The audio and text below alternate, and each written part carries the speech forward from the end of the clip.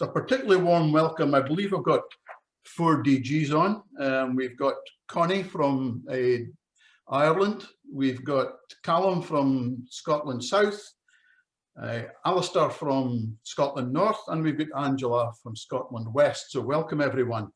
And we've got, I haven't checked on the DGEs, but we do have my cohorts as Governor's nominee with Gail from 1230 Scotland West, Duncan from South, and Sean from Ireland. So welcome everybody. We've got people on tonight from Shetland in the north, and I've just heard we've got a Canterbury sunrise in the south. I don't know if that beats Southern Ireland or not, but welcome everyone. We will finish before 7:30. Okay. Thanks everybody for coming along. This was an idea that was generated by the district governor nominee team from Ireland and Scotland, the 4 districts, to embrace the Rotary 7th area of focus, which, as we all now know, will be the environment. Officially starts 1st July 2021, but of course we're taking a great advantage of the environment as our area of focus now. We've invited Barry Fisher from Keep Scotland Beautiful and Lynne Glasscoe, an environmental campaigner from Ireland, to talk to us this evening. They'll give us good ideas about the ways in which Rotary and our communities can engage with regard to environmental issues. But a wee word about Barry. He's a graduate of Glasgow University and he studied at the Scottish Agricultural College. He went for a 7-month sailing trip to New Zealand from the United Kingdom with the Ocean Youth Trust. Not jealous. He became Scottish manager for the organisation Ocean Youth Trust in 1996. In 1999, he became general manager for that, and before he became the first charity officer for Rangers Football Club in 2002. He then became the assistant director for the Duke of Edinburgh's Award in 2003 with a remit for training and operations, and was promoted to the director of that in 2008, during his time doubling participation in the Duke of Edinburgh's Award across the country. He took up the post of the Chief Executive Officer of Keep Scotland Beautiful in March 2020, a fantastic time to start a new job. Anyway, Barry, you are more than welcome, and we all look forward to hearing what you've got to say today. Duncan, thank you so much, and what a lovely welcome. And it's just great to see so many people on the screen. And in a couple of minutes, I'll put up my presentation. Hope the technology works. But can I say a massive thanks to Ken and to Duncan? I think I probably gave him a slight palpitation as I gave him an email 3 minutes before I arrived. But it's a real pleasure, and I'm extremely grateful to you all genuinely for the opportunity to speak to you, and I'm sure what is an extremely busy diary of events that you always have. Just in addition to what Duncan said about my background, I think what I would say is I've always enjoyed throughout my career, having worked in the third sector, engaging with Rotary clubs right across Scotland. It's always been an enjoyable experience, and an experience where you feel you're speaking to people who really want to help. But actually I've always felt that Rotary clubs are very practical places where you show fantastic leadership in communities, and people have that massive confidence in terms of the things that you do within a community. And I think that's really, really important for some of the things, hopefully, I'm going to talk about tonight. It's not just necessarily the fact that we could work in partnership with Rotary, but the sense that you think it's important to invite other people in the community who you motivate on a kind of weekly, monthly and annual basis to do incredible things. I think that power of what you have as a movement is so important. But could I just thank, hopefully colleagues won't mind, Duncan in particular. I think, Duncan, if I remember this rightly, you invited me to speak to Braid's Rotary Club on the topic of Keep Scotland Beautiful, and it spawned a whole series of fantastic conversations. And I think that again is the strength of Rotary, isn't it? That just one connection can reveal a whole range of opportunities to engage right across not just this country, but of course beyond the borders of Scotland. So Duncan, thank you. Now this is where I'll get nervous, but I'm going to try and share my screen, and hopefully you won't see my Amazon account. I'm hoping you're looking at a screen. If anyone, Duncan, can you give me the thumbs up? Does that look right to you? Not yet, I'm afraid, Barry. Okay, we'll try again. Screen to share. That's starting. There you go. That's good. You happy with that, Duncan? That looks okay. Yep. So thanks, everybody, and as I say, delighted to be here. And I think where we got to with some of the conversations that we had with a number of Rotary clubs across Scotland was actually a sense for me that what we had potentially, this is going to, is actually a real opportunity to do a real creative collaboration with Rotary in general, and I'm delighted that we're considering that beyond, as I say, beyond the borders of Scotland. I was thrilled to hear from Duncan and colleagues that Rotary had adopted as its, forgive me if I don't get the terminology right, but a chapter as the environment. And I think obviously that's important in a number of different fronts. I think potentially your engagement with young people will change in terms of what their interests are in terms of the environment. But also something which I think is really important for me, which is some of the major challenges around the environment can actually be very local. While we look at the threat of climate change and the threat of biodiversity loss, I think there's also a sense that the issues of the community need to be very, very local as well. And I think again that's an important part of what Rotary can play in this incredibly important issue. So just a little bit about Keep Scotland Beautiful, just to put it a little bit into context.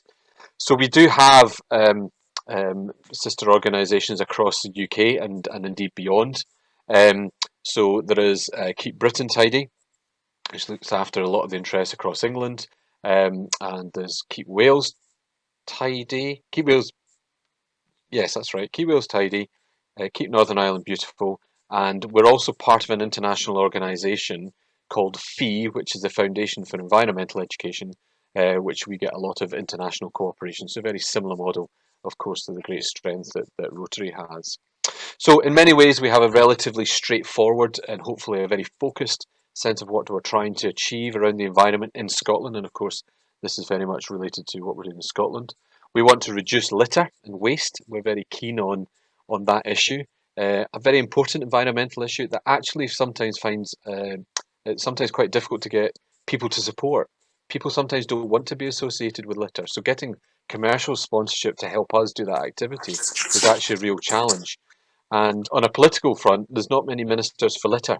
So in terms of how you actually get change across the country, it's actually a significant challenge. We want to support Scotland's ambition to be net zero by 2045, and there's a whole range of activities in there that we can talk about in a while. But fundamentally, we're really passionate about protecting and enhancing places where people live, and of course, through COVID, where they increasingly live. And there's a lot of sense of a real opportunity of people reconnecting with their local green and blue spaces, parks and beaches and wherever they may be. And actually, hopefully, a reawakening, if you like, of the importance of what that means for well-being and their ability to be in it, to get away from the stresses of family or work life. And actually, you'd think that that would have been an opportunity for the environment to improve. But sadly, I have to report that actually litter has increased. And actually, single items associated with COVID, in particular face masks and disposable gloves, have actually been a real challenge that we've discovered through COVID. So some challenge related to COVID, as much as there are opportunities to use COVID as an opportunity, if you like, to refresh. So some of the activities that Keep Scotland Beautiful do around the climate emergency, we work very closely with Scotland at the moment, delivering grant programmes, quite a big grant programme, working very much with community groups. We provide significant amounts of what we call climate emergency training, which really help to engage people in the subject of, so what do you want me to do in the environment?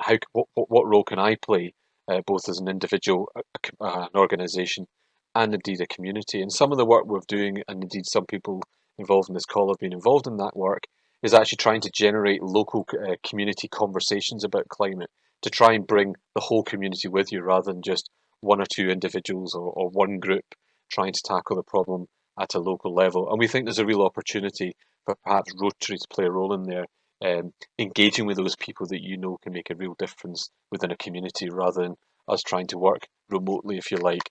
In our case, we have an office in Stirling, but we really hope as a national organisation we're seen to be working in that way. In terms of our next key challenge, he throws up a gratuitously pretty shot of the west coast of Scotland. Litter and waste in a place like that, of course, is probably largely down to things like marine litter. Our beaches, unfortunately, do attract, with the tides and the winds and everything that goes with it, a lot of the plastic that ends up in the ocean. But a lot of our work around litter is not just to do with marine litter, but of course is to do with the litter that is discarded on the land. And we have tremendously good experience of delivering the Clean Up Scotland programme, which encourages people to get involved in practical things like litter picks.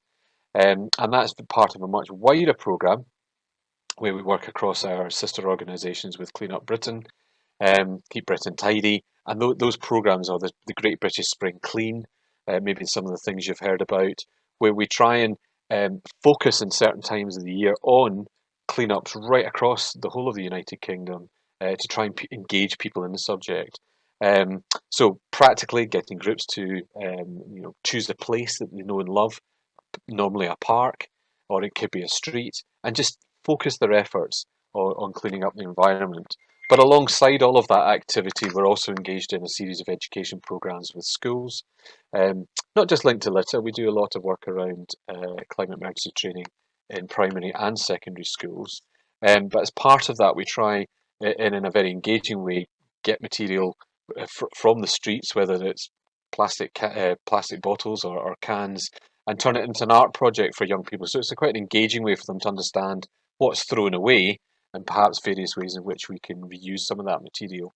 And some of that is involved in growing programs where we use some plastic bottles to use as propagators for planting and whatnot. So a very creative and engaging and fundamentally a very positive way to try and engage the general public and young people in some of the key issues that we have around litter. And I think there's a fantastic opportunity again for Rotary in practically getting engaged in things like litter picks, but also maybe doing things like what we would call citizen science, actually working out what the problem is in a local area. What are the key issues in Glasgow will be completely different to what they are in a community as I'm representing here on the screen, perhaps in the Western Isles. And of course that variety and diversity will extend then if we talk about the rest of the United Kingdom. So highlighting, being an advocate, talking, if you like, in your leadership role in Rotary about, we need to do this as a community. And I had a very good exchange when I was speaking to the Alloa Rotary Club about perhaps it's not necessarily that they want to do a litter clean activity, but they could support other groups that they know within a community to undertake that activity as well. The next thing, sort of in terms of what Keep Scotland Beautiful does around improving and protecting and enhancing places, probably one of the key programmes there we have, which isn't part of a UK-wide series of activities, is the Beautiful Scotland programme. So we work closely with the Royal Horticultural Society and we have lots of groups up and down the country of Scotland involved in our Beautiful Scotland programme, where community groups, and I know some of Rotarians are very much involved in these groups, really taking active roles and really developing a sense of civic pride. Generally growing projects where they're making high streets in our communities look much better, typically flower boxes, and some groups do an astonishing programme of activity, a really, really impressive range of growing programmes, and not just plant tulips, but have tulip festivals in their high streets, such as the skill and their experience and their ability to develop volunteering support. So again, where Rotary groups can play a role, and I know, as I said, so many Rotarians are already involved in that, I think it's an opportunity to maybe give people a sense of camaraderie. These are very active and social groups, but it's a very practical way for the local environment to be. Linked to that, but slightly separately, is something we call our It's Your Neighbourhood programme. It's Your Neighbourhood programme is not necessarily the sort of Beautiful Scotland groups is more of a competition. It's a sort of a friendly competition, but it is for those perhaps slightly more advanced groups. The It's Your Neighbourhood programme is very much about trying to just get those communities who have not started that process to get involved, and that's something we're increasingly keen to see rolled out, perhaps around some of our more urban environments where perhaps that sense of community isn't as quite defined as a town or a village. So we'd be delighted to work with Rotarians and Rotary groups around working on those areas. I'll save you the time of going through the full range of all of our activities, but if you can see there, we break out some of our major projects across those key strategic aims that we're trying to achieve. So under climate change there, you'll see eco schools, very, very important programme for us. And we work in really quite high numbers, about 70 to 80% of Scotland's primary schools with that programme. And I think I see opportunities around there where we're looking at growing as one of the modules within eco schools, how Rotarians who've got an interest in that area could provide some practical support to schools, because I know you've got such a fantastic footprint within your local schools as well. You've developed tremendous relationships. Perhaps there's an opportunity though to work with the schools on a different strand of learning, away from the things that my children have been exposed to. When I lived in Dunbar in East Lothian, the Rotarians were involved in creative writing programmes and quizzes. It was a fantastic activity. But if there's Rotarians who might be interested in supporting the school in their eco groups, I think there's a really nice and neat opportunity to bring some skills to young people. Similarly, in terms of reducing waste, we had a programme across the Clyde estuary, or the area in which the local authorities in which the Clyde runs through, which stretches, of course, into Lanarkshire as much as it does towards Glasgow and into Inverclyde and the Dunbartonshires. And that was something called the Upstream Battle for the Clyde. So that was very much looking at the tributaries run into the Clyde being part of that problem of, if you drop litter on land, 80% of that litter will eventually find its way into the river, and in this case it was the River Clyde. So again, taking a very focused piece of work on a particular place, again a very practical thing which might appeal to Rotary groups who've got a very strong sense of place. And then under that, protecting and enhancing places, probably the other ones I would just flag up to you, he uses the pun intentionally, is our Green Flag Award for Parks. We've got a fantastic number of groups who very much, offer the sort of friends of park groups who take ownership in working with local authorities to really take an active ownership of a local green space, and in doing so can celebrate their achievements through our Green Flag programme, which is a UK-wide programme supported by Keep Britain Tidy. So just a kind of brief summary where I thought I got to my thinking, and then again I would like to thank Duncan and I think other people on the call who've helped shape this. I've talked about that piece about the influence of Rotary as community leaders. The influence that you have in the community, I think, is significant, and I'm sure you know it too. How we can bring people, and through your commitment to the environment as an issue, it'll be really fascinating, I think, to see how other groups and other people react to that, and where you can mobilise people effort. I think that's an extraordinary power that you have, and we're delighted to hopefully be part of that story. I think there's also, and I think Duncan and I talked about this, that opportunity to understand what Rotarians are doing, and they might already be involved in clean-up activities, they might already be involved in Beautiful Scotland type growing programmes. And if there's some lessons to be learnt from what their experience of it was, or how they would like to can help other Rotary groups through a sort of mentoring process, think about how that could look like in other areas that are not currently involved in that. I think what we could bring is, instead of Rotary maybe thinking about all sorts of different new programmes that you need to think about or create, that actually there may be some programmes that Keep Scotland Beautiful is engaged in, and of course that would be replicated across the other countries, that you could just adopt. So I think a very key strength for the programmes that we run is that we feel they can be very local. So what a clean-up campaign looks like in the middle of Edinburgh, of course, would be quite different to what it looked like in Orkney, and so it should be. One might be focused on marine living, one might be very much focused on cleaning up a particular green area that's important to people of Glasgow or Edinburgh.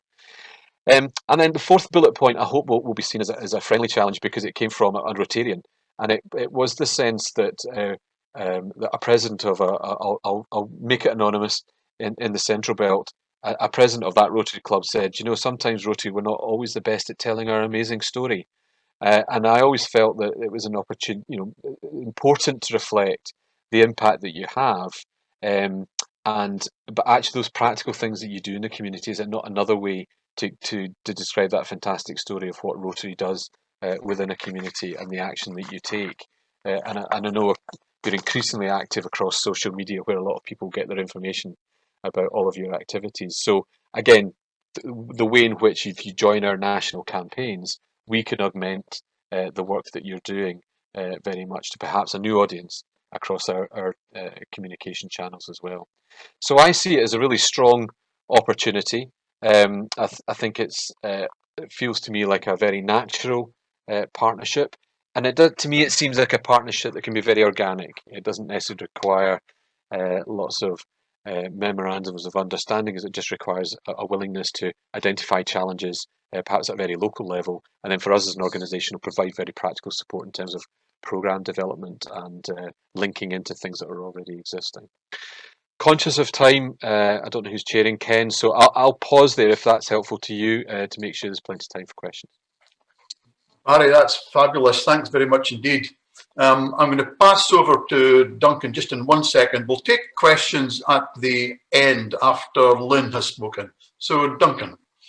Okay, thanks very much indeed, Barry. That was an excellent and very kind that you kept that as short as you did. I know it was a tough ask to get you to convert what could be a much longer explanation of what Keep Scotland Beautiful does in our beautiful community in Scotland. So thank you for that very much indeed. There'll be an opportunity for Q&As later, as Ken said. Anyway, next over to Lynne.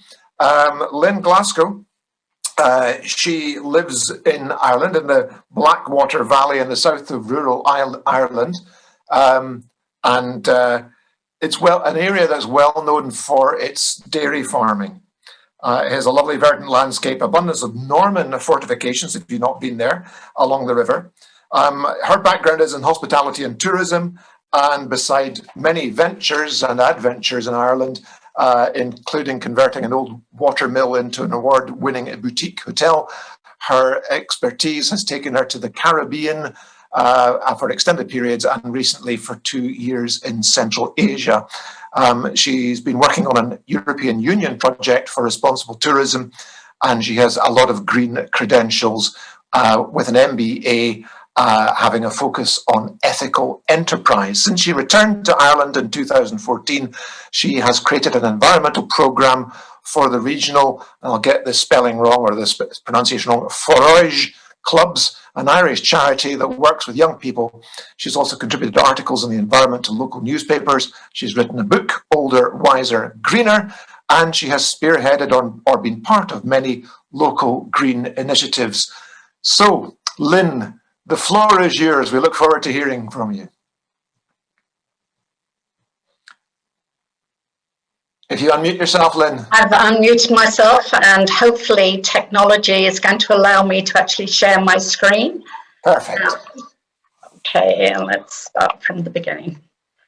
All right. Well, to actually build on what Barry has been saying, I will actually be taking a slightly different view about the environment, or the overview. And of course, I agree with all the items that he mentioned about working with Rotary groups. It's very, very worthwhile, and I can see all the possibilities and opportunities there. But I won't actually focus on that. First of all, I will actually say Happy St. Bridget's Day. That's the second patron saint of Ireland. And for the optimist amongst you, it's also the first day of spring. So I think this is a good time to actually start an environment forum. So what I'm going to do is I'm going to take a temperature check about the environment as we have it. I'm going to look at just some of the things that we can do individually, because of course what we do individually actually rolls out into the community. And then I'm going to have a look at what a Rotary Club can do. And some of these items, of course, will actually be the same as what Barry's been talking about. So when we look at the environment, okay, well, we have the Environment Protection Agency here, and these are all the different aspects that they consider to be part of the environment. So if we look at climate, okay, the Ireland declared a climate emergency on the 10th of May. The UK did it on the 1st of May, but Scotland were first on the 28th of April. They were the first in the world. So, you know, that was great for Scotland. If we're looking at waste, yes, the plastic is endemic, microplastics, and biodegradable does not mean compostable. And, you know, that's something that we actually have to get to grips with. Nature, 98% of mammals are humans and livestock, only 4% for wildlife, and 90% of those species are under threat. Water, rivers are problems with pollution, and a lot of that is runoff from adjoining land, and drinking water also contains microplastics. And sustainable economy, okay, so this is a win for Ireland, both north and south, because collectively they can now supply 70% of energy requirements with wind, and it's expected that that's going to increase to 95%. Land and soil quality problems as well with herbicides and pesticides, and there's a low forestry coverage in Ireland. And one of the things that we have to be aware of is that at the rate of trees being cut down and burnt globally, but in 78 years' time, there will be no rainforest left. So we actually have to think about what we're doing for our grandchildren and their children. So those are some of the areas to think about when we think about the environment. So what can I do? Well, this is the current scenario, and you're all very familiar with what the current scenario is. But unlike the pandemic, which actually came to us in an instance to which we immediately reacted, the climate problem has been with us for 50 years. And with the slow boiling frog syndrome, we've been slowly getting worse and worse. But now we're actually in a position that we're doing something about it. So that's great. So looking at 3 areas that we can help. This is a survey on plastic. This is rubbish, which is actually picked up 1 day a year on beaches worldwide. We can actually see the problems, we're familiar with them, but some of them, like the plastic bottles, for a 1 litre plastic bottle of water, it takes 3 litres of water to actually produce that plastic bottle. And that doesn't make sense to me. It doesn't make sense to a whole lot of people. And of course, you're probably already engaged with your keep cups and your water bottles. But there are other things to do as well. Soda streams have come back. I'm sure many of you might remember soda streams. Well, they've become fashionable again. And also, I think we have to be aware of things like the little coffee capsules, which have become fashionable. All of these are just adding to the problem that we have. Food waste. Well, in Ireland, we waste over 1 million tonnes of food per annum.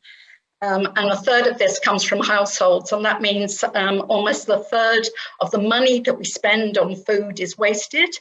And it is also a third of the food that is produced is wasted. So what can we do about that? Well, there's loads of things that we can do, but the most important thing is to think about composting. And the other aspect of that is to get gardening. The DIY movement, the grow it yourself movement has become very popular. Now, fast fashion. What do we mean by fast fashion? In the world at the moment, an item of clothing is generally worn 7 times before it's thrown away. And this is a problem with end-to-end for the fashion industry, from the actual picking of the cotton, which is often forced labor in places like Uzbekistan. And then we have the problems with the pollution of the cotton growing areas, the pollution of the rivers for the dyeing, and of course this enormous textile mountain. What we're at now with fashion is the 2nd largest industrial polluter in the world, second only to oil. So there's one truck full of clothes burned or sent to landfill every second. So what can we do about it? Lots of things that we can do, but one of the things that we can do is have a look in our wardrobe. Because we only actually wear 10% of our wardrobe, and get everything out and have a look at it. Now, I would imagine that there are plenty of gentlemen who have raised their eyebrows and said, this has got nothing to do with me. I've got nothing to do. It's not a problem in my wardrobe. Well, I did an exercise recently with young people when I got them all to actually count the number of clothes that they had. And one of our senior team leaders, he went off and had a look in his wardrobe, and he came back to me and he said, okay, I counted up my T-shirts, my day shirts, and my dress shirts, and I have over 100. And there's no way that I'd actually even wear 30. So, gentlemen, it's also for you to actually look in your wardrobes. These are pertinent problems that we have now, which can be rolled out into the community.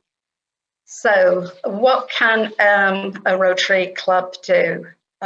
Well, one of the first things that they can do, I mean, it's fabulous that you actually have your 7th level of service as the environment. But if you can appoint an environmental officer for your club, if circumstances allow, you may already have done that.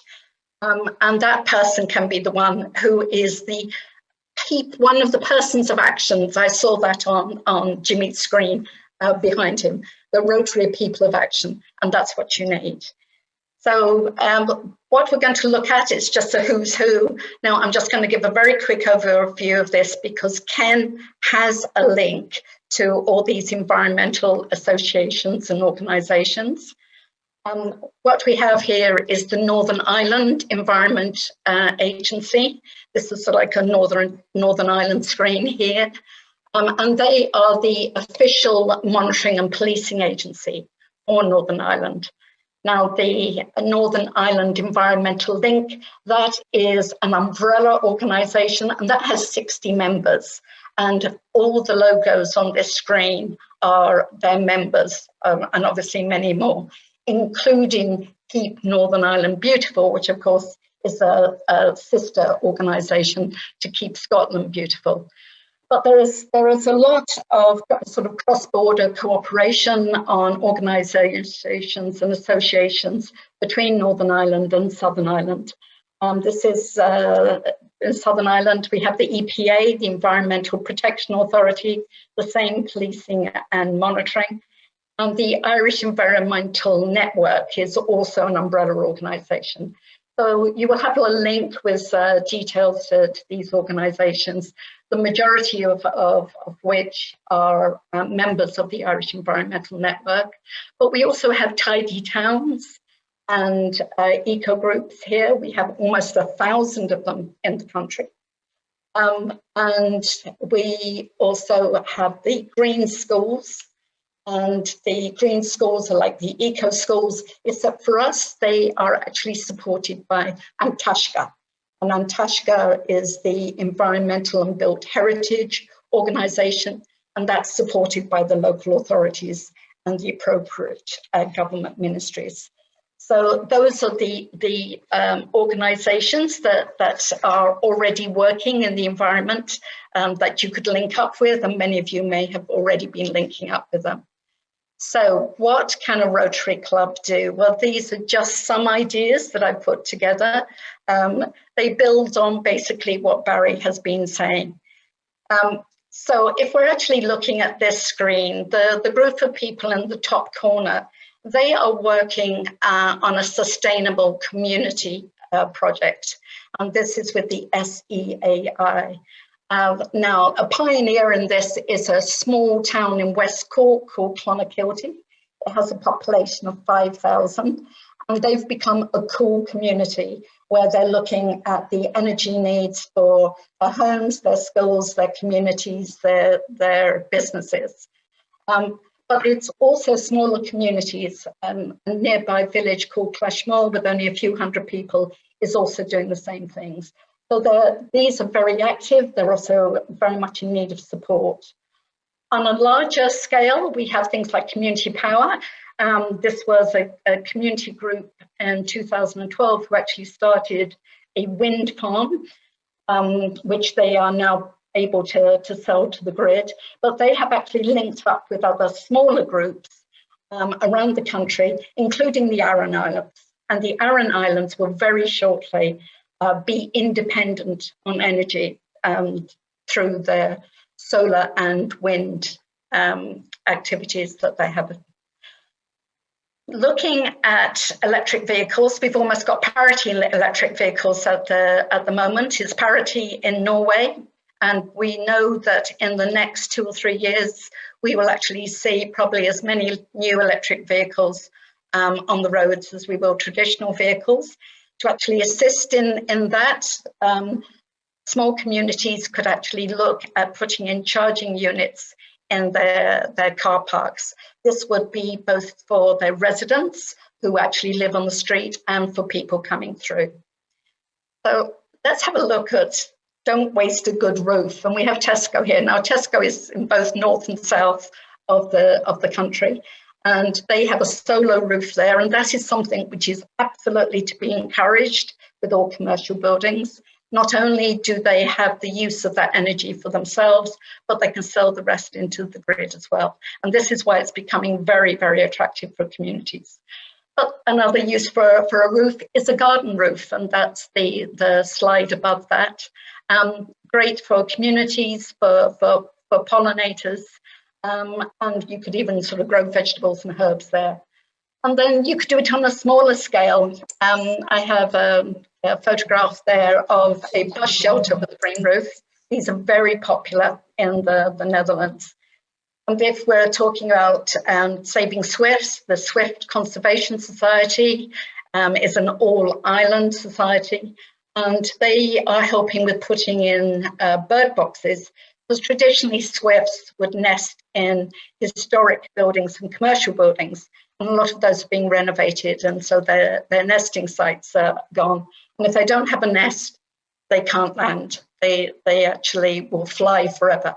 So schools are another place where bird boxes are actually going up in Ireland. And here we have a green school with We Are Walking to School Today. And one of the problems associated with schools is that very few children actually walk or cycle to school these days. And that has given a problem with a very poor air quality when children are actually dropped off to school or picked up. So there are different things that can be done. There are kiss and go areas that you can support. There are no idling areas. You can do cycle trains, you can do walking trains. There are lots of activities that can help support the green schools. Above that, we have allotments, community allotments. Any spare bit of wasteland, particularly if it's owned by the council or the local authority, to actually convert that into community allotments. They're extremely popular at the moment. COVID and the pandemic has actually enhanced the idea of having allotments. Next to that, we have what are called parklets. And these have just popped up in the last year in Cork City, but they could pop up in any town. And where there used to be maybe a bench before, there's now this small community area. You could even have a socially distanced get together even now.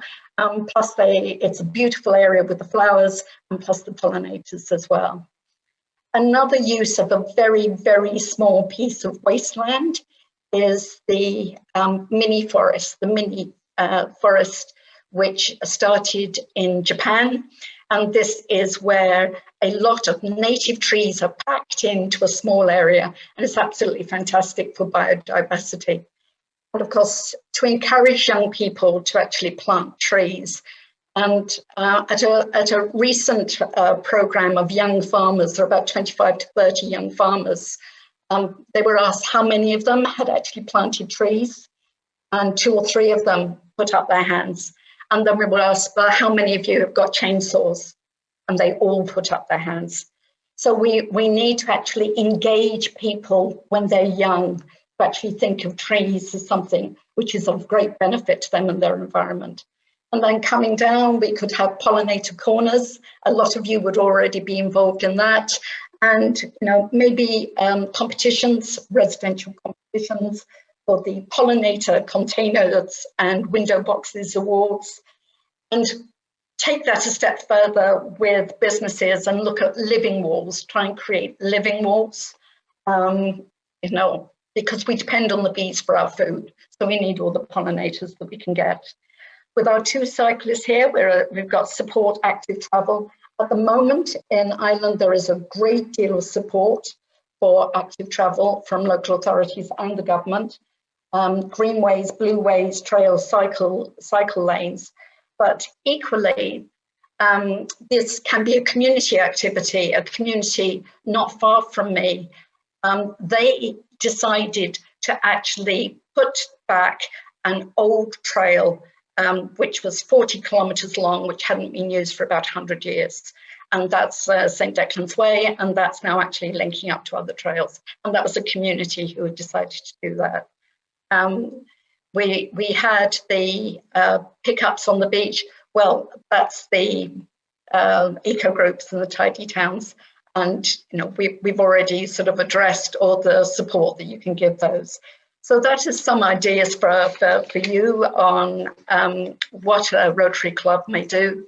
I mean, I would say that hope is everywhere, but action is the thing which is needed. And this is where I think the Rotary organisation is fantastic, because you are the organisation that can propel things forward and make it happen. So thank you. I'll be happy to answer any questions you may have. Thank you very much indeed. That was fantastic. I'm so glad that we had you here this evening. It's super to have the perspective tonight from Scotland and from Ireland. Obviously, everybody is facing the same issues. We're all across the planet facing the same problems, but there are solutions, and the organisations that you've highlighted and the opportunities that you've mentioned, as well as what Barry mentioned earlier, will give Rotary an opportunity to improve the environment across our nations and hopefully in the world.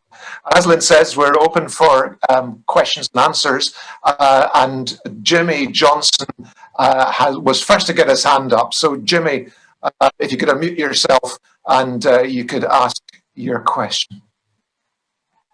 Thank you very much. Duncan, it was to Barry. While he was chatting there and he mentioned the eco schools, it put me back to my young engineers when I used to run a young engineers club in Glasgow. Now, I'm just going to ask a simple question. Have you contacted the Scottish Council for Development and Industry? Because they're the people who coordinate the young engineers clubs. You can also contact the TTA, the Technology Teachers Association. They do the STEM, and the Association of Science Education. Being creative with litter, you know, which I thought was great, you know, a great idea. And Matt Stewart, who does Young Entrepreneurs. If you want to have, you know, I've taken your emails, so if you want me to send stuff, then I will. But, you know, these are all things that you could link into the Eco Schools project. And I just wondered if you, in fact, had reached out to any of these folk. Happy, Duncan, just to straight answer that. Thanks, Jimmy. The short answer is I've got a meeting with SCDI coming up in the next 2 weeks, and we've been in contact with Young Enterprise Scotland recently as well. And what we've used is they've developed a unit within Eco Schools, which is to do with the circular economy. So that's how we keep more of the material in the supply chain for longer. The whisky industry, of course, being the perfect example of that, he says gratuitously. Little plug for the whisky industry. But, you know, there's little waste in that industry. But what we do with young people, because the whisky industry might not be the best topic for them, is look at other ways in which they don't see it as a problem, they see it as an opportunity. And I think that's quite an exciting conversation, and I'm sure Lynne's probably got some examples of that as well. Circular economies are really exciting, and I saw Zero Waste Ireland as a logo on your screen. So the short answer is thank you.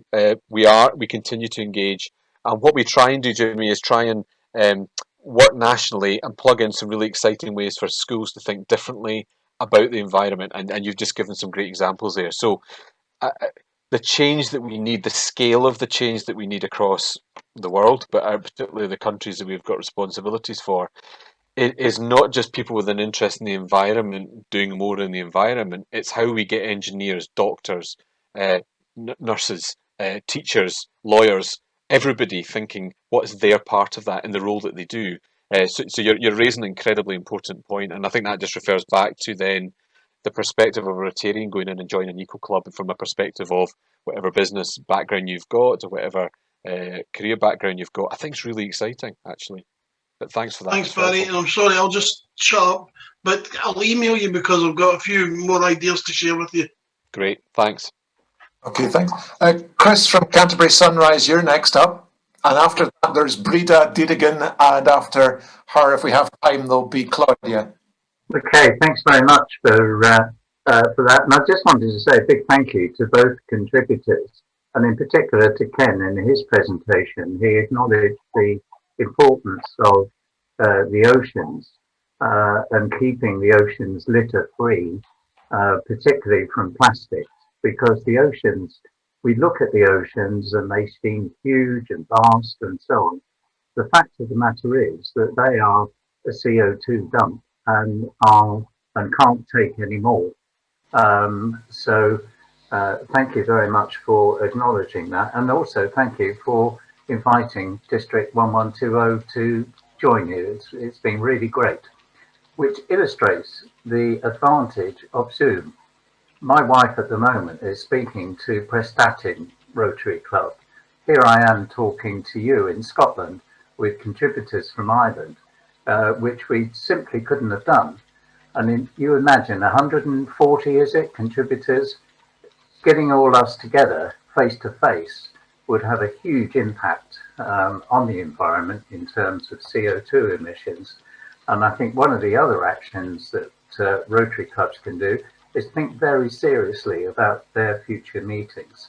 Of course, we want to meet face to face as clubs, but do we really need to meet face to face for committee meetings, council meetings? Just food for thought. But thanks very much for the invitation. Thoroughly enjoyed it. Thank you, Chris. I think the hybridization of Rotary is something that all clubs are going to be looking at very closely. It's certainly something that up here in the south of Scotland, we're recommending that our clubs consider for the future. Breda Diedigan, you're next. If you want to unmute yourself first. Hi, thank you, Duncan. First of all, thank you so much. I'm from Limerick in Ireland. And I want to say thank you for both presentations.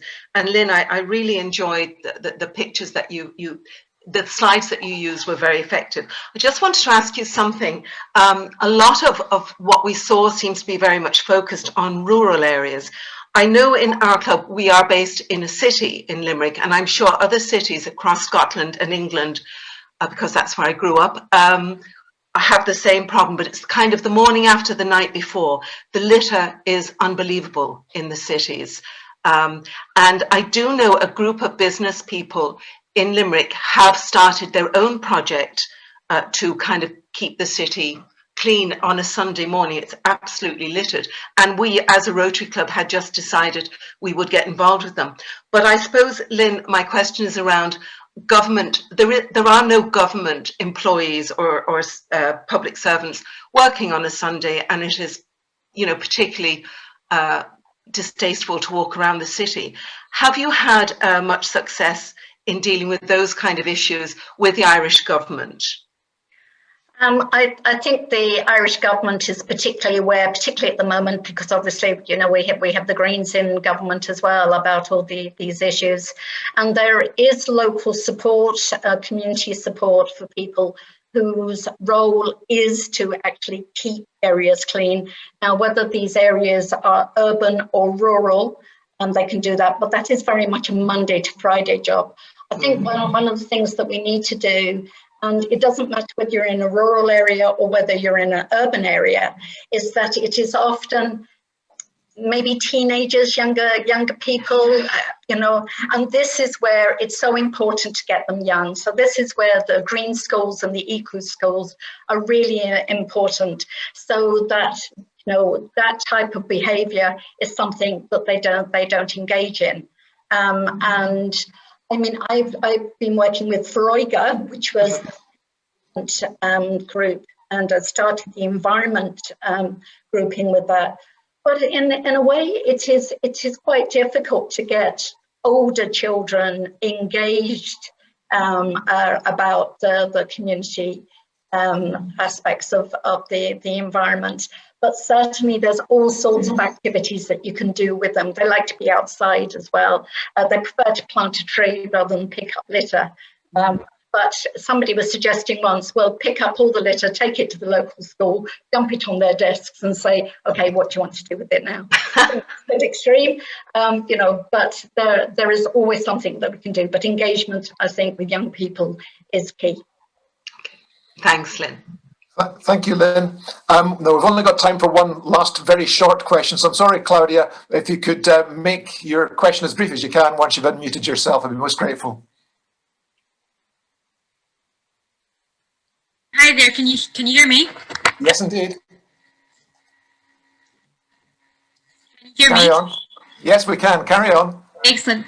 I think my question was towards Barry, and it was about looking towards using almost like the STEM ambassador model, if that would be possible within Keep Scotland Beautiful, because I'm a primary teacher and I'm really engaged in environmental issues and teaching my children that sort of thing. But quite often it can be quite onerous and quite difficult for the teacher to rely on their own knowledge and enthusiasm. And I know that STEM ambassadors have got a very good track record of engaging children because there are so many of them. So I guess my question is there some sort of a STEM ambassador, environmental ambassador type thing that is on the footing? Thanks for that, Claudia. But that's a really interesting comment, and I think, particularly, I think we're all very conscious of just how much pressure teachers are under at the moment in terms of what they're trying to deliver. And I think, and it'll be interesting with Lynn's experience too. Of course, all schools can deliver eco schools in a pretty flexible way, actually, and maybe, we should be thinking of promoting different models in which that delivery can take place. I think your comment's really helpful, and I'll certainly take that back. But I think, it's the usual, the comment that I would use in youth work from where I used to work is it takes a village to raise a child. And, and I would say that surely in the context of a school, it's not just about that one enthusiastic teacher who's always het for it.